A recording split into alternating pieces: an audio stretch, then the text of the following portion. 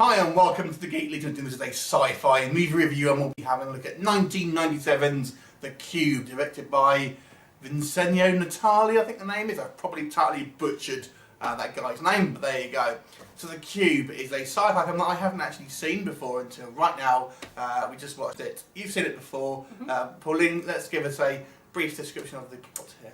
Okay, so The Cube is basically, it starts out with someone basically going through a set of doors, and what it turns out is that there is a group of people who have been put inside this kind of like maze, I guess, which is of different cubes all joined together, and it's all about these people and being put inside it. And there's like certain cubes that have traps inside it, some that are clear. These old people have kind of, not abilities, it's not the right word, but kind of some sort of background, skills, and there's the reason for them kind of being put in there. You're never actually told why they're put in there, they just are, and it's all kind of, kind of stripped of everything, so like all their clothes and like, you know, they're left with anything they actually need. It's basically like, I guess, a deadly version of the Crystal Maze. You know? Essentially, you know, it's this kind of like technological sort of prison, really, and they're just sort of trapped in there with all these kind of sort of moves around, and they're basically just trying to escape. And literally, the whole film is inside. We don't see any external shots whatsoever. So it's quite clever. I mean, I think there has been a couple of shows and sort of movies that have had similar sort of concepts to this. Now this actually does have a prequel and a sequel. So this is obviously the original film, and what did you think of it then? Because I have watched it before, and I have watched it many times before, I actually really like this film. Just because it's one of those movies that you can put on and you don't have to think about it. Like, you don't have to sit there and you're not kind of, as much as you know there's something going on, you don't, and there's no point in trying to decipher what's going on. So yeah, I really like it. I like some of the traps that are in there. There's one that's a great one, which is like a wire fence that cuts through you, which is pretty cool. You know, and I even though the acting's a bit abysmal at points, and the characters change slightly throughout it as well. One of the characters, if you do watch it, you'll probably notice that she does become a bit of a bitch towards the end, and you just think, well, I do. I was like, God, I want you to die because you're annoying. But yeah, I really like it. So the main issue I have here is twofold. Firstly, the acting. The acting in this is horrible.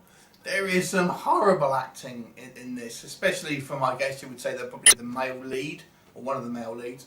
My God, it's some bad acting, and it doesn't help that the dialogue for this film, so basically the scripted words that people come out of people's mouths, are also horrible. This is some of the most trite dialogue I've ever heard. God, it's so bad. It's terrible. You know, I know this film is kind of respected, and I actually respect the concept of the movie, but the dialogue and the acting is bad.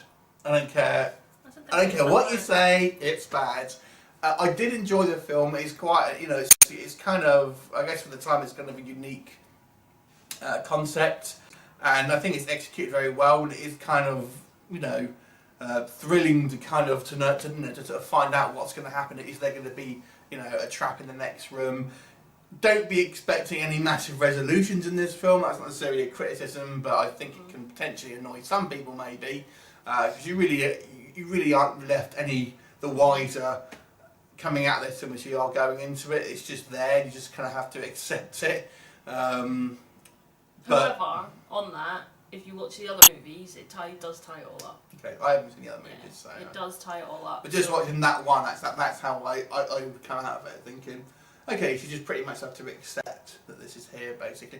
I mean, I saw the Maze Runner recently, and I know that's obviously a lot more recent, but it kind of reminded me a little bit of that, to be honest. I'm not watched it. Yeah, well, I guess, you know, Cube came obviously first, but just that sort of that sort of same idea of these sort of people trapped in doing various tasks and stuff.